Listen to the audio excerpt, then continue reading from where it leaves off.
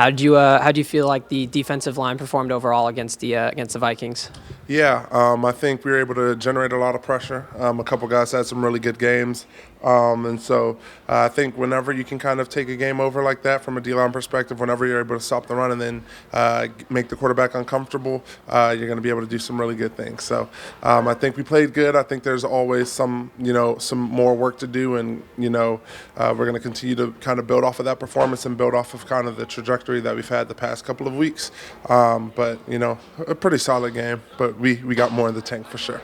What do you think of what do you think of that guy's performance, and how do you feel about that guy's performance, and how he's able to back up the talk a little bit? Yeah, he's been doing a really good job, and he's continuing to understand his role and what the play calls for and how he can come to life within the framework of the defense. So as he continues to understand that, and then to get he's a guy that's really good at winning his one-on-ones, really good at getting pressure on the quarterback. So as he continues to understand when to really take his opportunities, or when he's able to truly have a two-way go, or when he's able to say hi, that's going to continue to be great for us. So he's had a much better understanding of that the past couple of weeks, and he's been really coming to life. His energy is contagious, and then he's had a couple of dog moments the past couple of weeks. So he's definitely the talker of the team for sure. But when you back it up, not just with the way that you play, but with the energy that you bring as well, that's something that can really be positive for the team, as long obviously as it's controlled and isn't getting you any penalties. But he's doing a great job of going straight up to the edge and not over. And Coach Shula talked today about how last year a lot of the offensive line game plans were centered around Aaron Donald, but that this year you guys have had more complete production from everybody on the line throughout the season. Do you feel the difference in how offensive lines are kind of preparing for you guys?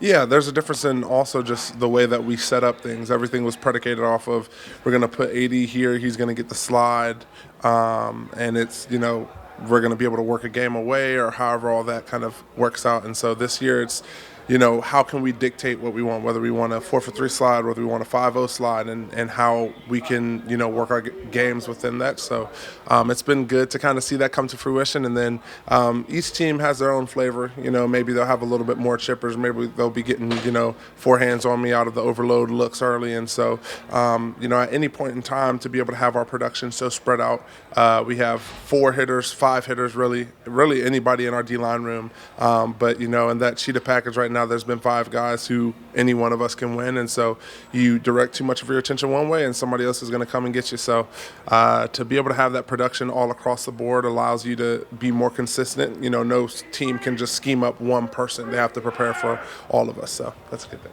And what challenges does Seattle present for you guys? Yeah, they're a tempo. I was waiting on that. They're a tempo team, so just being able to have that communication first and foremost, and being able to be on the screws with our calls, being able to know our calls like the back of our hand. There isn't time to sit around and think. You just got to call the call and go.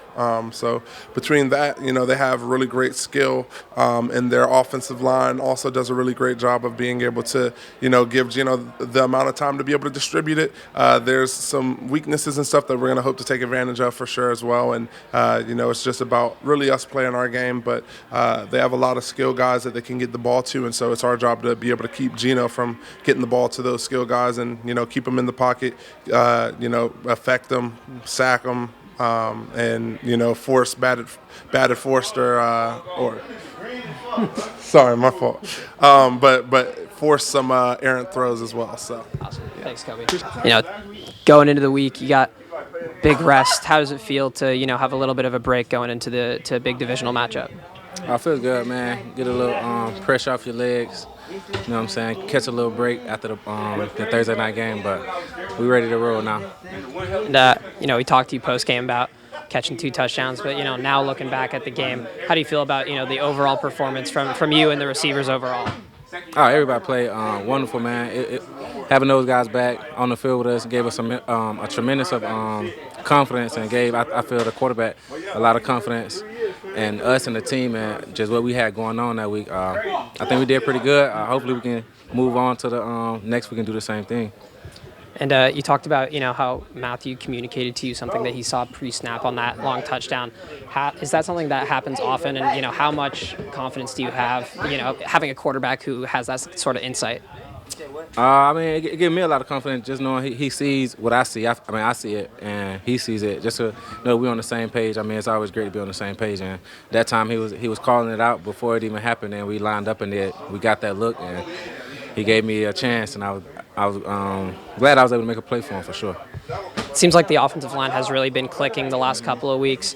What have you seen from them that has, allowed them to be successful against two really, complicated defenses? Just locking in, honing in on their job, man. It's really important to us. We want to win every game for real. But I mean, obviously, it's very tough to do that. But I would say just after the bye, just honing in, doing your job at a high standard, knowing we can do it at a high standard, and expecting it of ourselves to go and do that. So that's what I feel like everybody's been doing. And Seattle obviously, has a defensive-minded head coach. What kind of challenges do they present, and does a defensive head coach in general present for you guys? Oh man, a great challenge to us for sure, because he's always with the defense. Like our coach is offensive minded, so he's always with the offense. So it's good for us, So I mean, hopefully we just go in and freaking build off of what we did last week. I mean, it'll be a great challenge for us, but I mean, I don't think it'll be too big of a challenge for us. So hopefully we just go in and compete hard, man, and come out with another W. And can you just take me through what the energy and the vibe is like in the locker room after a big primetime win like that on a short week? Oh man, everybody was excited, man. It was a big team. They ain't have too many losses. I only think one. Now they only have two. So it meant a lot for us to go in and beat a team of that caliber. There was a great team that played us. What I'm saying? It was a great game, and it was good for us to come on top to know that we still got that. You know what I'm saying? We still got a team that can win big games against good teams, and we're a great team ourselves. So that was good for us to see that and feel that energy. How do you feel like you guys played against Minnesota against a tough passing attack? I feel like we played a real good game, you know what I'm saying? Just giving the opportunity to our offense, getting off the field on third downs and stuff like that against a real good offense that they got. So I feel like we had a real good game. What goes into preparing for a guy like Justin Jefferson? Just making sure you know where you're at on the field, you know what I'm saying? Just different ways they was using him, and just keeping the cap on him, not letting him get any big explosive plays. And, with the defensive backfield kind of shifting around personnel-wise a little bit, what has made it easy for you guys to gel and to, be a cohesive unit each week? Just staying together, you know what I'm saying, and keep on learning each other and trusting each other, you know what I'm saying, and just knowing, we out there for each other, you know what I'm saying. We trying to make plays for each other and know that we the last line of defense, so we always got to be on our stuff, because if we mess up, everybody see it. So just keeping each other up, motivating each other, and trusting each other.